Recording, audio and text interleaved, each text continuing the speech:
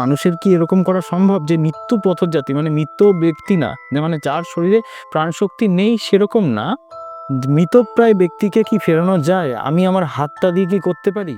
Meditation দিয়ে নাকি মানুষের স্বরূপ খুব ভালো বোঝা যায়।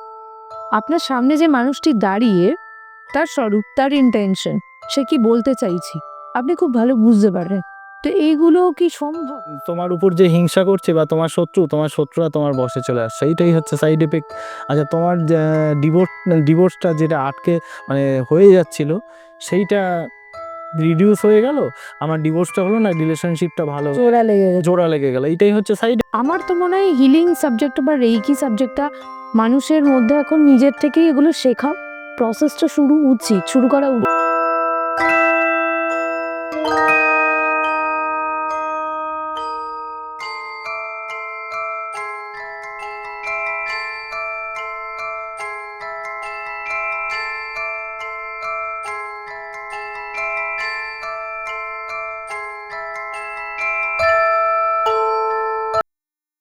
নমস্কার, অলৌকিকের একটি নতুন এপিসোডে আপনাদের প্রত্যেককে স্বাগত। আমি দেবাঞ্জনা। প্রত্যেকটা এপিসোডের মতো আজকেও যে এপিসোডটা নিয়ে এসেছি, যিনি আছেন আমাদের সঙ্গে, তিনি আর কেউ নন, অনির্বাণ আচারিয়া স্যার। তো উনার থেকে আজকে শুনে নেব বেশ কিছু ঘটনা, মানে প্যারানর্মাল তো রয়েছে, এক্সরসিজম আছে, রুরাল এরিয়া নিয়ে। তো একদম পর্বে চোখ রাখুন, সোজা পর্বে দেখা হচ্ছে। তো নমস্কার স্যার, অনির্বাণ আচারিয়া স্যার। তো স্যারের সাথে প্রথম যে প্রশ্নটা যাব, যে নুরেশগড়ের গুপ্তধন এবং কর্ণসুবর্ণের গুপ্তধনের সেট ডিজাইনার থেকে আজকে আপনি হিলিং লাইনে, কিভাবে, কেন? প্রথম কথা, আমার জীবনে ট্র্যাজেডি ব্যাপারটা খুব ঘটেছিল, সেটা প্রথম জীবন থেকে। মানে যখন সেখানে আমি চাকরি পেয়েছিলাম, সেটা ছিল 2017 সাল, মানে মানে মিডিল অফ 2017। আমি আর্ট কলেজ পাশ করেই চাকরিটা পেয়ে গেছিলাম। আর্ট কলেজে আমি মেরিট পেয়েছিলাম, আচ্ছা, এবং লাস্ট ইয়ার আমি গোল্ড পেয়েছিলাম, সেখান থেকেই আমি চাকরিটা পেলাম। তা যাই হোক, কাজ করছি দুর্গেশগড়ের গুপ্তধন, কর্ণ সুবর্ণের গুপ্তধর, ফেলুদার গোয়েন্দাগিরি, তারপরে রাবণ, হ্যাঁ, হত্যাপুরী, এইসবে আমি অ্যাসিস্ট্যান্ট সেট ডিজাইনার হিসাবে আমি এসবিএফ এ কাজ করেছি। মোটামুটি 2-3 বছর কাজ করার পর তারপরে যেটা আমার মনে হয়েছে, মানুষের কাছে পয়সা থাকলেও, মানে মানুষ বিছানা কিনছে কিন্তু ঘুম কিনতে পারে না। কিরকম হয়, মানুষের কাছে পয়সা থাকলেও যদি ঠিকঠাক ব্যবহার না হয়, মানুষের মেন্টাল স্যাটিসফ্যাকশন হয় না। মানে মেন্টাল স্যাটিসফ্যাকশন কোনো কাজে যদি না পায়, সেই মানুষটা ততদিন পর্যন্ত প্রতিষ্ঠিত না। তা আমি নিজে যখন বুঝলাম, সেই সময় আরেকটা ব্যাপার আমি স্কিপ করে যাচ্ছি, আমার রিলেশনশিপের অবস্থা খুব খারাপ ছিল। মানে আমি ওই দিকেই নিজেকে প্রবাহিত বেশি করছি। তো আমার রিলেশনশিপ, মানে তখন আমার 60,000 মাইনে ছিল, তাও রিলেশনশিপ মানে কাট হয়ে গেল, ব্রেকআপ হয়ে গেল। এমনকি আমার অনেক মানে টালমাটাল গেছে। তারপরে আমি ডিসিশন নিলাম আমি বেরিয়ে আসবো ওখান থেকে। বেরিয়ে আসার পর আমি টিউশন করতাম, ড্রয়িংয়ের টিউশন করতাম, সবাই জানে, আমার কাছে অনেকেও শিখেছে। ড্রয়িংয়ের টিউশন করতে করতে আমার হঠাৎ করে মনে হলো এরকম করে লাইফ চলবে না। তা একজন ভদ্রলোকের সাথে পরিচয় হলো, নাম আমি বলছি, ডক্টর অভিজিৎ মজুমদার। আমার প্রথম গুরু। যে তো আমি স্যারকে বললাম, স্যার তিনি হোমিওপ্যাথিক একজন মানে ডাক্তার, খুব ভালো ডাক্তার। তাকে আমি বলেছিলাম যে স্যার এরকম এরকম ব্যাপার, এরকম এরকম আমার লাইফে হয়েছে। তা তিনি শুধু একটা কথাই আমাকে বললেন, অনির্বাণ, মেডিটেশনের মাধ্যমেও নিজের ভালো করা যায় এবং ভালো রাখা যায়। আমি কি করে সম্ভব? আমরা তো হাতে অনেক পাথর পড়ি, তখন 4-5টা পাথর ছিল আমার হাতে, এখন একটা সোনার আংটি শুধু। তো যাই হোক, তো মেডিটেশনের মাধ্যমে সত্যিই কি ভালো রাখা যায়? বলছে তুমি করেই দেখো। তা আমি প্রথম যখন স্যারের কাছে অ্যাপয়েন্ট নিলাম, তখন শিখলাম উশুই রেকি। স্যারের কাছে অ্যাপয়েন্ট নিয়েছিলাম, তুমি মানে বুঝতে পারবে, মোটামুটি স্যারের কাছে 1,500 টাকা দেওয়ার 8 মাস পর রেকি শিখলাম। আমি প্রচণ্ড কষ্ট করেছিলাম এই রেকি শেখার জন্য। মানে আমি সেদিন গিয়ে আমাকে স্যার মানে একাই শিখিয়েছিল। কিন্তু সেদিন আমি জানতে পেরেছিলাম যে মানুষের জীবনের আধ্যাত্মিক, শারীরিক, মানসিক এবং আর্থিক বা সম্পর্কগত যে কোনো সমস্যার সমাধান হয় এই রেকির মাধ্যমে। তখন আমি স্যারকে একটা প্রশ্ন করেছিলাম যে, "স্যার, আমার কি এরকম হয়? মানে আমার শুধু না, মানুষের কি এরকম করা সম্ভব যে মৃত্যু পথযাত্রী, মানে মৃত ব্যক্তি না, যে মানে যার শরীরে প্রাণশক্তি নেই সেরকম না, মৃতপ্রায় ব্যক্তিকে কি ফেরানো যায়? আমি আমার হাতটা দিয়ে কি করতে পারি?" তা স্যার বলেছিলেন যে, "হ্যাঁ, এরকম সম্ভব। তুমি যদি চাও, তোমার ইচ্ছা শক্তি যদি থাকে তাহলে ইউনিভার্স তোমাকে সেই দিকেই চালনা করবে।" একদম ঠিক। তারপরে আমি সেইখানকার সেট ডিজাইনিং ছাড়লাম। পরে আমার যে টিচার, আরো অনেক টিচার হলো। আমার একজন টিচার আছে যে স্বরূপ সরকার, আমি নাম বলে দিলাম। তো অনেকে নাম ডিসক্লোজ করতে চায় না। যদি ভাবে যে আমার গুরু আমার থেকে বেশি ইয়ে করবে। কিন্তু আমার তাদের কাছে নাম মানে কেন শিরোধার্য, তারা আমাকে অনেক কিছু শিখিয়েছে। শিখিয়েছে জীবনে। তো যাই হোক, সে আমাকে এই দীক্ষাটা দিল এবং আমি উশুই পেলাম, হোলি ফায়ার রেকি পেলাম এবং তার কাছ থেকে লামা ফেরা পেলাম। এই আরোগ্যকরণ পদ্ধতি দিয়ে অ্যাঞ্জেল থেরাপি পেলাম, ক্যান্ডেল ম্যাজিক জানি। যাই হোক, পাস্ট লাইফ রিগ্রেশন জানি। এইগুলো দিয়ে মানুষের আপাতত মোটামুটি ৩.৫-৪ বছর আমি এই প্রফেশনে রয়েছি। আমি নিজেকে আরো নিয়ে যেতে চাই। একদম ঠিক। তো যেটা নেক্সট প্রশ্নে যাব, যেটা আমি এক্ষুনি শুনলাম যে উশুই রেকি আর হোলি ফায়ার রেকি, এটার ডিফারেন্স কি? আচ্ছা, খুব ভালো প্রশ্ন। উশুই রেকি সবাই যেটা বুঝতে পারে না, উশুই রেকি শুধু একটাই নাম চলে মানুষের মাথায়, reiki. Reiki but what is the difference between the Usui reiki and holy fire reiki? কি হচ্ছে না, উশুই রেকি আমিও প্রথমেই সেম শুনেছিলাম যে রেকির এত যে ডিফারেন্স হয়, দিক হয় আমি জানতাম না। যাই হোক, উশুই রেকিটা কি? উশুই রেকি হচ্ছে আমাদের মানে আধ্যাত্মিক আরোগ্যকরণ পদ্ধতির মানে দুনিয়ায় সর্বোত্তম রাজা রেকিকে বলা হয়। মানে রেকি হচ্ছে মানে ভিত। এবার রেকি কি করছে? রেকি আমাদের ওই শারীরিক, মানসিক, আধ্যাত্মিক সমস্ত রকম হিল করে দিচ্ছে। কিন্তু উশুই রেকিতে যেটা হয় না, স্লোয়েস্ট, একটু স্লো। কিরকম? হোমিওপ্যাথিকের মতো ট্রিটমেন্ট করে। রুট কজ সেটাতে বার হবে, হবে না তা না, কিন্তু একটু ধীরে ধীরে। কিন্তু বর্তমান সমাজ কি হয় না, এটা ফাস্ট এত ফাস্ট যাচ্ছে আর মানুষও খুব তাড়াতাড়ি চাইছে সবকিছু, যে খুব তাড়াতাড়ি একটা ছটছট জলদি রেমেডি। একদম চটজলদি রেমেডি যদি না। উশুই রেকির পয়েন্টগুলো হচ্ছে, আমি বলে নিই। উশুই রেকির ২৪টা পয়েন্ট, ১ ঘন্টা ১৫ থেকে ২০ মিনিট লাগবে প্লাস মেডিটেশন আছে একটা। একদম। এইবার মানুষ না এই অভ্যাসে অভ্যস্ত না যে আমি ২৪ ঘন্টা মোবাইলের পেছনে দেব, কিন্তু আমি নিজের শরীরকে গুরুত্ব দেব না। মানুষকে এটা মনে রাখা উচিত সবসময়, মানুষ যেটা জয়ী হতে হয় লাইফে, সেটা কিন্তু নিজেকেই জেতা হচ্ছে সর্বোত্তম জেতা। তা নিজেকে যদি জেতা না হয় তাহলে কোনো কিছুই হয় না। বাহ, এটা বেশ ভালো কথা শুনলো। তো ওই জন্যে আমি সবচেয়ে বেশি নিজেকে চিনতে পেরেছি রেকির মাধ্যমে। তো যাই হোক, তারপরে আমি সার্চ করতে করতে যেটা পেলাম, উশুই রেকি হচ্ছে ফেমিনাইন এনার্জি। হ্যাঁ, আচ্ছা ফেমিনাইন এনার্জি, এটা মায়ের মতো হয়ে কাজ করে। মানে তোমার রুট চাকরা থেকে আস্তে আস্তে হিল হতে হতে আসবে। আচ্ছা, আর হোলি ফায়ার রেকি শক্তি যেটা, এটা উশুই রেকির আপগ্রেডেশন ফর্ম। তার মানে উশুই করলে হোলি ফায়ারের যে এনার্জিটা, সেটার সাথেও আমরা পরিচিত হতে পারবো। কি হোলি ফায়ার হচ্ছে এমন একটা আস্তে আস্তে স্তরে মানে উপরের দিকে যাচ্ছে। কাল ও সময়ের কারণে আমাদের প্রত্যেক মানুষকে ঈশ্বর একটা করে সুযোগ দেন। যেমন ডক্টর মিকাও সুইকে ১৯২১ সালে রেইকির পুনরাবিষ্কারক হিসাবে তিনি পরিলক্ষিত হয়েছিলেন। ওনাকে চান্স মানে ইউনিভার্স করে দিয়েছিল। তিনি প্রচুর পরিমাণ মানে সাধনা করেছিলেন। আমরা তো অ্যাটিউনমেন্ট পেয়ে যাই পয়সা দিয়ে। তিনি ২১ দিনের নির্জলা উপবাস থেকে এটা সাধনা করেছিলেন কুরমা পর্বতে। এইবার এই করে যে তিনি সাধনাটা পেলেন, তারপরে তিনি রেকির ট্রিটমেন্ট এবং মাস্টার তৈরি করে গেছেন। কিন্তু হোলি ফায়ারে যেটা হয়েছে, ডক্টর মিকা ওশের সমকক্ষ হিসেবে যাকে ধরা হয় প্রবাদ প্রতিমে এখনো জীবিত স্যার উইলিয়াম লিরান্ড আমেরিকায়, তার মানে তার আন্ডারে রেকির 800খানা হসপিটাল এখনো ওখানে রয়েছে আমেরিকাতে। কে এবং রেকি হসপিটাল বললে ওখানকার মানে পার কিরকম বলবো, মানে প্রত্যেক বছর তাদেরকে 3 লাখ 3.5 লাখ টাকা করে স্যালারি দেওয়া হয় প্রত্যেক ডাক্তারকে। ওখানে ওষুধ কেন খায় না মানুষে? যাই হোক, ফিরে আসি এবার।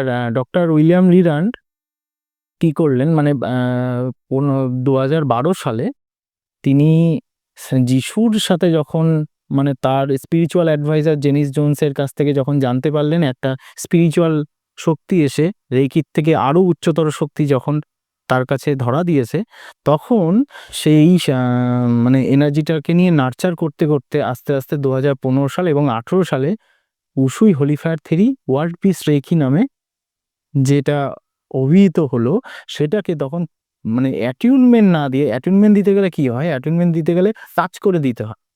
অনেক সময় ফিমেলদের টাচ করে দিতে গেলে ওদের মানে অসুবিধা হয়, যে একজন ছেলে রেকি মাস্টার টাচ করে দিচ্ছে অসুবিধা হয়। এটা হলো নন টাচ। তার মানে আমি এখান থেকে বা অনলাইনের মাধ্যমে যাকে আমি শেখাবো তারও হাতে এই হাত দিয়ে ভগবানের যেরকম এনার্জি বেরোয়, আমার হাত দিয়ে সেই এনার্জিটা বেরোবে এবং আমি আমার নিজের শরীরে হাত রাখলে নিজের চিকিৎসা, অন্যের শরীরে হাত রাখলে অন্যের চিকিৎসা। এমনকি সেই ব্যক্তি যদি ভিডিও কলের মাধ্যমে চিকিৎসা করে, ভিডিও কল মানে তার সেই ব্যক্তিটা ডিস্টেন্স মেনটেন করে চিকিৎসা হয়। এমনকি মানে এই রেকির মাধ্যমে আমরা ভগবানকে, নিজের গুরুকে, এমনকি যদি মনে করি অ্যানসেস্টারকে মানে নিজের পূর্বপুরুষদের, মেয়েরা তো তর্পণ করতে পারে না, যদি তারা শিখে তাদের পূর্বপুরুষের মানে পূর্বপুরুষকে রেকি দেয়, তাহলে রাশিচক্রের পিতৃদোষ অনেক সময় কাটে।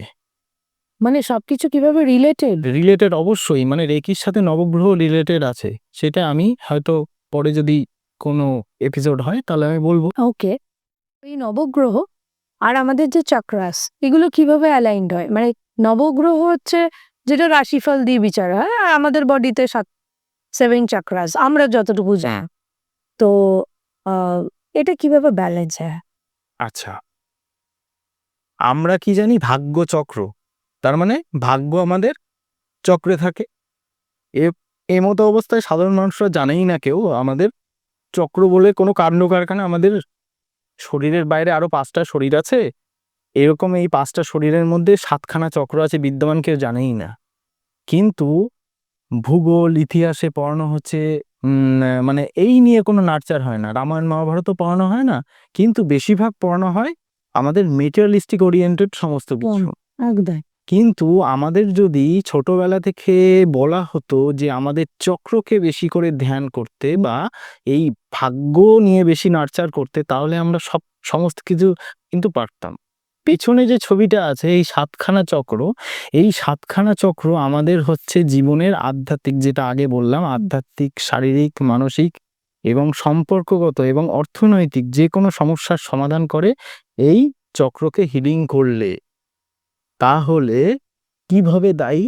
প্রত্যেকটা চক্রে প্রত্যেকটা নবগ্রহের বাস।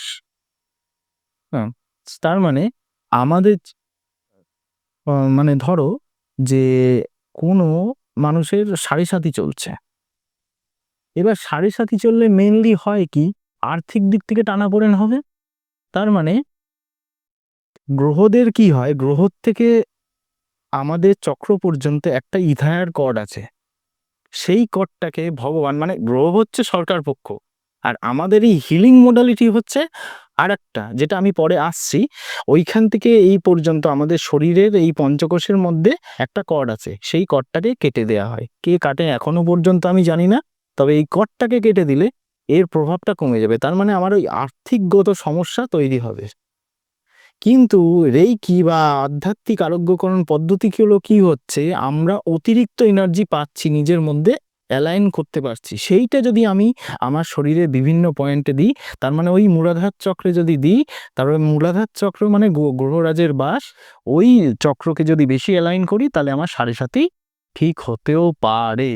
মানে প্রপার ডায়াগনোসিসটা জানতে হবে, যে কোনটা কিভাবে ডায়াগনোসিস করতে হবে। করতে হবে। ডাক্তারকে ভালো হতে হবে। হ্যাঁ, একদম। মানে ডাক্তারিটা ভালো, মানে ডাক্তার ভালো হতে হবে ইন দ্য সেন্স ডাক্তারিটা ভালো করে জানতে হয়। এই যে মানে আমরা যেমন ধরুন শরীর নিয়ে সব সময় একটা নাড়াচাড়া হয়, সবাই হসপিটালে যাচ্ছে, ডাক্তার দেখাচ্ছে, কিন্তু আমরা কিন্তু কখনো ওই ভাগ্য নিয়ে নাড়াচাড়া করি না। একদমই না। দ্যাটস ওয়াই কিন্তু আমরা ওই খুব মানে আরো কখন যাই না, কখন খুব প্রবলেমে পড়েছি, যখন সেটার সলিউশন করার মতো জায়গাই হয়তো নেই। আমি একটা এখানে তোমাকে কথা বলি, কিরকম আমরা অনেক সময় দেখি না ডাক্তার রোগ খুঁজে পাচ্ছে না, কিন্তু তার সে অসুস্থ অসুস্থ। ভাবে। আচ্ছা, তাহলে কি হচ্ছে, ডাক্তার কি করে, আমাদের হচ্ছে ফিজিক্যাল বডির চিকিৎসা করে। হুম। তাহলে ফিজিক্যাল বডির চিকিৎসা কারা করে? ডাক্তাররা করছে। মেন্টাল বডির চিকিৎসা কারা করছে? সাইকিয়াট্রিস্ট। আর যারা মানে স্পিরিচুয়াল হিলার মানে আমরা, তারা হচ্ছে স্পিরিচুয়ালিটির দিকটা, স্পিরিচুয়াল প্রবলেমগুলো আমরা ঠিক করি। তাহলে আমরা আমাদের যদি স্পিরিচুয়াল কজটাকে ঠিক করা হয়, তাহলে অটোমেটিক্যালি মাইন্ড ঠিক হবে এবং বডি ঠিক হবে। স্যার, বডি মাইন্ডকে কন্ট্রোল করে না, মাইন্ড বডিকে কন্ট্রোল করে। তাহলে এর উপরেরটা কাকে কন্ট্রোল করছে? মাইন্ডকে কন্ট্রোল করছে। এমনি এমনি তোমার ডিভোর্স হচ্ছে না। হঠাৎ করে আমার মানে একটা মেয়েকে হঠাৎ করে ডোমেস্টিক ভায়োলেন্স করা হলো, এমনি এমনি তো হচ্ছে না, তার কোনো না কোনো কিছু কার্মিক ইস্যু আগের জন্মের আছে, একদম। না হলে তো আর হচ্ছে না। ওগুলো পিএলআর থেরাপি করলে তো পিএলআর থেরাপি করলে অবশ্যই যায়। এর মধ্যেও তুমি এই রাশিচক্রের কোনো না কোনো গ্রহের অবস্থান দেখতে পারবে, সেটা এই হিলিং দিয়ে ঠিক করা যায়। ও হিলিং দিয়ে অবশ্যই ঠিক করা যায়, না হলে আমি কথাটা কেন বলবো?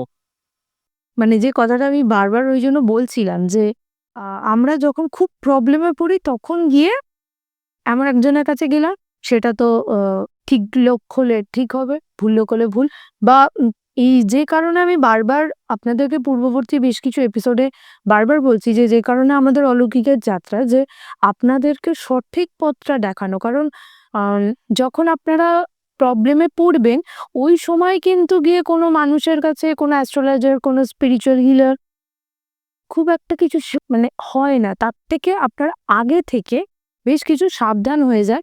এবং আমার তো মনে হয় হিলিং সাবজেক্ট বা রেইকি সাবজেক্টটা মানুষের মধ্যে এখন নিজের থেকেই এগুলো শেখা প্রসেসটা শুরু করা উচিত। প্রত্যেকটা মানে কি বলবো, প্রত্যেকটা পরিবারে একজন করে হিলার, মানে শুধু রেকি হিলার না, লামা ফেরা, অ্যাঞ্জেল হিলার, যে কোনো হিলিং মোডালিটি নিয়ে একজন নার্চার করা অবশ্যই দরকার। অবশ্যই কারণ আমি দেখেছি আমার জীবনে, আমার যেরকম পারিবারিক মানে ইস্যুতে কিছু কিছু প্রবলেম ঘটেছে। ধরো পাহাড়ি ভীমরুল কামড়িয়েছে ঘুরতে গিয়ে, তো 10 কিলোমিটারের মধ্যে না এই পাশে ও পাশে কোনো ডাক্তার না, কিছু পাবেন না, পাহাড়ি এরিয়ায় কিছু পাবেন না। তো আমি রেকি করেছি, সে ঠিক হয়ে গেছে। তা এইটা কে করে? এইটাই হচ্ছে কথা, মানে এইগুলো দিয়ে হয়, যেটা হয় সেটাকে একদম একদম না, যেটা হয় সেটা হয়, এটা বাস্তব। অবশ্যই। কারণ আমরা জানি দৃশ্যমান জগৎ থেকে না অদৃশ্যমান জগতের গুরুত্ব এবং মাহাত্ম্য সবচেয়ে বেশি।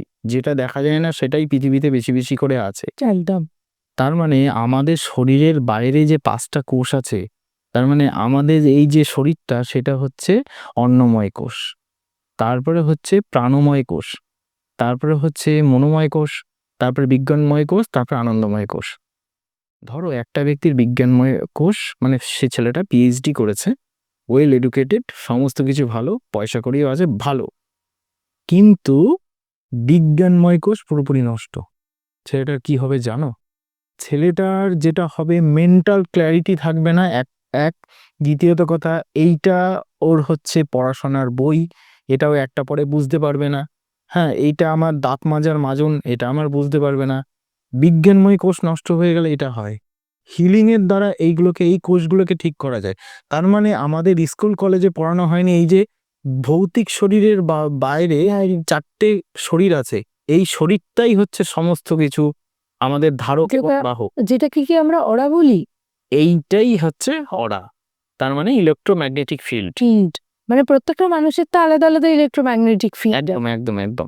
এই যে যারা আমরা ভূত প্রেত বুঝতে পারি, বা যারা মানে যাদের অ্যাকচুয়াল অরাটা ভালো না, তাদের অরাটা এক্সপ্যান্ড হয়ে যায়। শ্রীকৃষ্ণ কেন দেখতে পারতেন যে ওই আগের জন্মে এরকম এরকম হয়েছে, তার অরাটা অত পর্যন্ত এক্সপ্যান্ড হয়ে চলে গেছে, মানে তার সেই করার ক্ষমতাটা ছিল, তার নবগ্রহ চার্টে ওরকম করে রেখেছিল। মানে আমাদের কিছু কিছু এই জায়গাটায় না হলে আমরা তো এই পদ্ধতিগুলোর মানে কারকত্ব বোঝাতে পারবো না বা করতেও পারবো না, না? সবকিছুর সাথেই সবকিছু রিলেটেড। রিলেটেড। এই স্যারের কথা শুনতে শুনতেই আমি স্যারকে একটা কথা বলতে যাচ্ছিলাম। অ্যাকচুয়ালি স্যারও যে লাইন থেকে এখানে এসছেন, মানে শুধুমাত্র স্যার না, মানে যারাই এই হিলিং এর লাইনে আসেন, তো তাদেরকে না ইউনিভার্স নির্বাচন করেন। একদম এটা আমি মনে প্রাণে বিশ্বাস করি একদম যে এটা ইউনিভার্স থেকে না পাঠালে, ওই যোগসূত্র না হলে, মানে তবেই আপনি ওই জিনিসটা হতে পারবেন, নালে নয়। মানে মানুষ যেটা ভাবে না সেটাই হয়। সবাই বলে যে ইচ্ছাটা পূরণ হয়, একটা না একটা সময় গিয়ে ইচ্ছাটা পূরণ হয়। এইটাই আমরা রেকি যারা করি বা হিলিং যারা করি, এইটাই 10 দিন 15 দিনে, কারণ ওই পাওয়ারটা ইউনিভার্সাল লাইফ ফোর্স এনার্জি দিয়ে আসছে। স্যার মানে আমি যদি মনে করি আমি আমার ডিভোর্সের কেসটা আটকাতে পারি, সেটা আ- মন থেকে হতে হয়। হ্যাঁ আমি যদি মনে করি তাহলে তার ফ্যামিলিতে আর্থিক প্রবলেমটা আমি সরিয়ে দিতে পারি। ও, হ্যাঁ আচ্ছা, মানে এগুলো সবকিছু করা যায়। কিন্তু এখানে আমার আরেকটা প্রশ্নে আসছি যে এখন মানুষ, এই যে একটু আগে আলোচনা হচ্ছিল যে খুব ফাস্ট, এখন মানুষ খুব চটজলদি রেমেডি পেতে চাইছে, তো এটা হয় কি না হয় না, কোনটা সত্যি? আচ্ছা, এটা হয় আবার হয় না।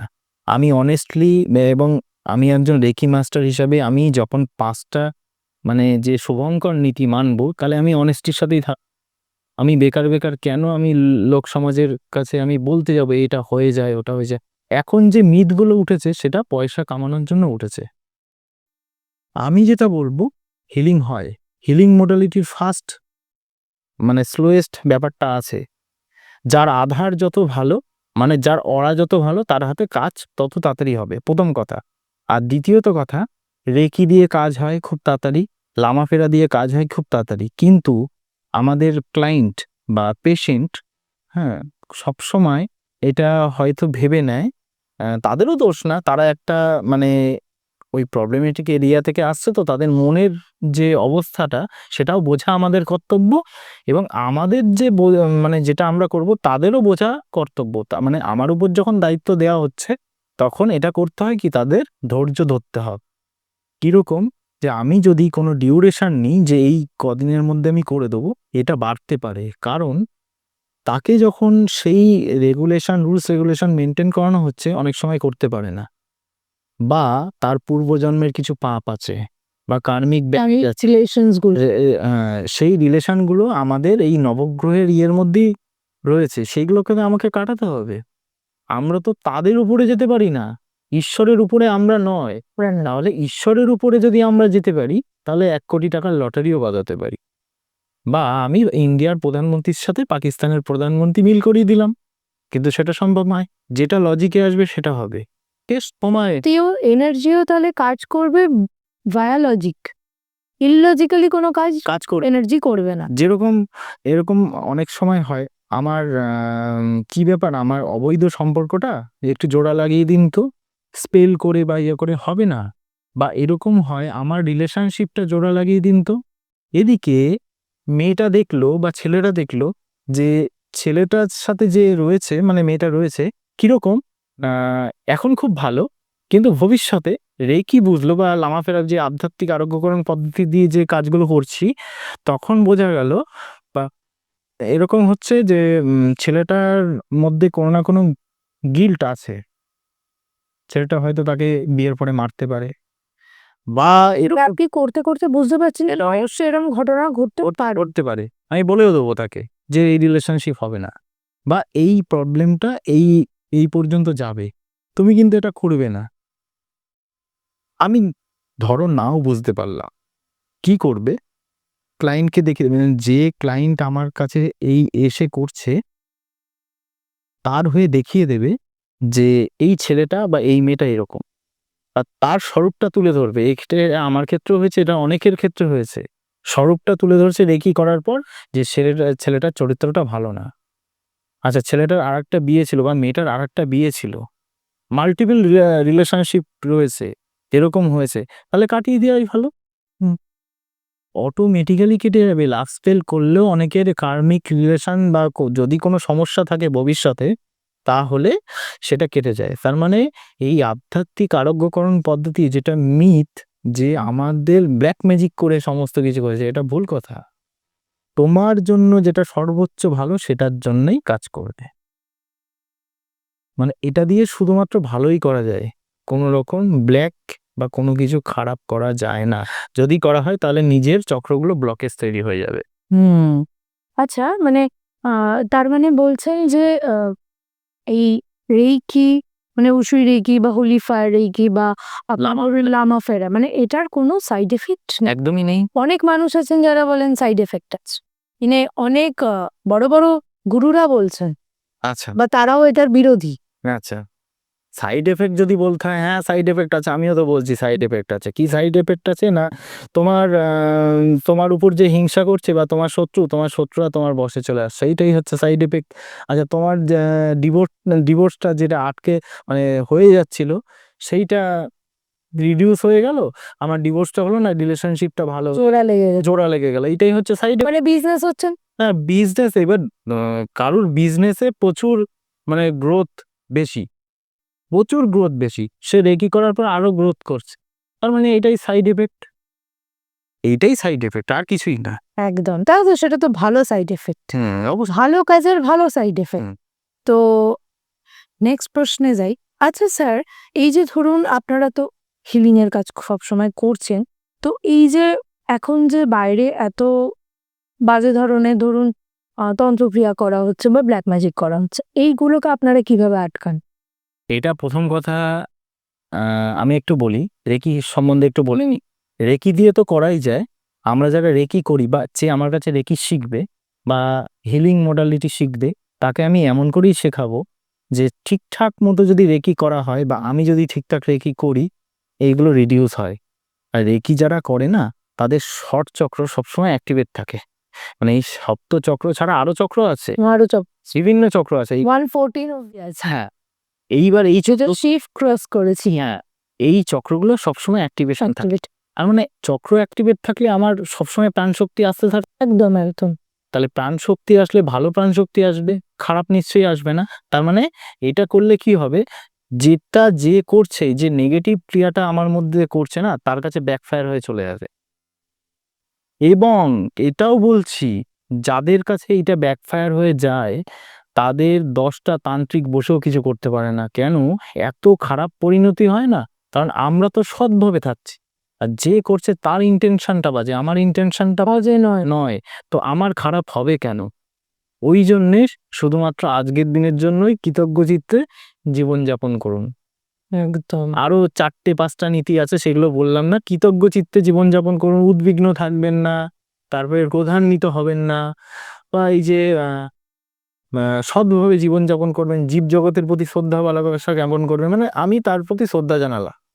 আর এইটা না মানে শুধু বই পড়ার মানে স্যার যেমন বলছেন এত সুন্দর করে, এটা শুধুমাত্রই মানে বই পড়ার মতো করে বা মুখস্থ করে বা ধরুন আপনি যে যারা অনেকেই আছেন যারা রেকি জানেন অথচ শুনছেন, তো আমার একটাই বক্তব্য, এটা প্রত্যেক নিয়ত প্র্যাকটিস করি।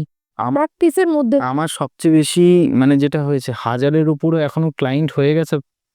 আর সবচেয়ে বেশি আমি প্রচুর হিল করেছি মানুষকে। হিল করলে কি হয়, মানুষ যত প্র্যাকটিস করবে তত মানে নার্চার করলে না সেই জিনিসটা নিয়ে, আচ্ছা এইভাবে এই পেশেন্টটাকে করলে ঠিক হয়, এই রোগটাকে এরকম করলে ঠিক হয়, কেউ জানেই না। আমি বলি রিলেশনশিপ ঠিক করতে যাচ্ছে, মানে এইখানে দিচ্ছে, মানে কোথায়, এটা অনাহত চক্র আর গলাতে দিচ্ছে। ভালো কথা, অনাহত চক্র, স্বাধিষ্ঠান চক্র, আমরা জানি রেকি হিলাররা বা মাস্টাররা যে এটা আমাদের রিলেশনশিপকে ধরে রাখে। আচ্ছা, যদি পায়ের তলায় দিই তাহলে কি রিলেশনশিপ টিকবে? পায়ের তলায় যদি রেখে দিই অবশ্যই টিকবে। তার মানে কারোর যদি অ্যালার্জি থাকে, তার অনাহত চক্রের সমস্যা, এই অ্যালার্জি কমছে পায়ের তলায় রেখে দিয়ে, তার মানে পায়ের তলায় দিলে রিলেশনশিপ কমবে। সেই ব্যক্তিটার যার রিলেশনশিপের প্রবলেম, কিছু না কিছুতে অ্যালার্জি আছেই। রঙে অ্যালার্জি, কারোর মানে মানুষকে টাচ করতে গেলে অ্যালার্জি, মানে যে কোনো জিনিসে মানে তার মধ্যে গিল্ট আছে। অ্যালার্জি আছে। আর যাদের ডিভোর্স হচ্ছে তাদের কি হচ্ছে, তাদের ইউট্রাসের সমস্যা বা এই স্বাধিষ্ঠানগত চক্র মানে লিভারের প্রবলেম বা হচ্ছে কিডনির প্রবলেম বা এরকম হচ্ছে তার লিপিডজনিত প্রবলেম, রক্ত রসের প্রবলেম বা ক্যান্সারও হতে পারে এরকম সমস্যা। মানে এগুলো সবকিছুর সাথে ভীষণ রিলেটেড। আরো যেটা বেশি আমাদের এই যে ধর্মযাজক বা ধর্মগুরুরা বা যে কোনো মহাত্মারা অনেক কথা বলে গেছে। মহাত্মারা তো ভালোর জন্যই বলেছে, কিন্তু কিছু কিছু মানে এরকম কথা বলে গেছে, এইটা না করলে তোমার এই ক্ষতি হয়ে যাবে। তার মানে এইটা যখন আমার মনের মধ্যে আসছে, পাপবোধ যখন আসছে, তখন আমার অটোমেটিক্যালি স্বাধিষ্ঠান চক্র নষ্ট হচ্ছে।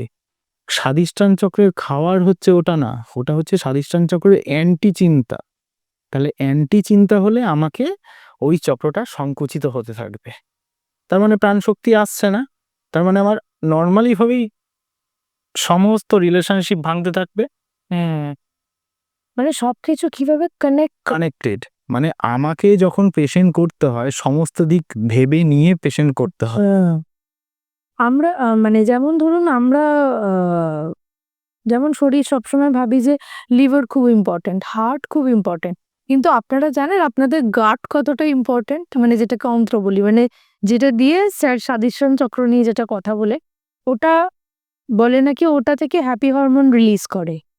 তো সেটা মানে সেটাও মানে সেই অনুযায়ী কিন্তু আপনাদের ওই রিলেশনটা স্যার বোঝালেন যে কোনটার সাথে কিভাবে ডায়াগনোসিসটা করে, সব কিছু কিভাবে জড়িত। এই যে যাদের বুদ্ধি কম বা ডিসিশন নিতে পারে না, অনেক মানুষ আছে, অনেক মানুষ বা এরকম মানুষ রাস্তায় দেখলে দেখা যায় বিড়বিড় করে নিজে নিজে কথা বলছে, বা দুটো মন কাজ করে একটা মানুষের মধ্যে, একদম দুটো মন কাজ করে, তুই এটা করবি না, তুই ওটা করবি না, করলে তোর মাকে মেরে ফেলবো বা এই করবো, এটা মনের মধ্যে থেকে বলে।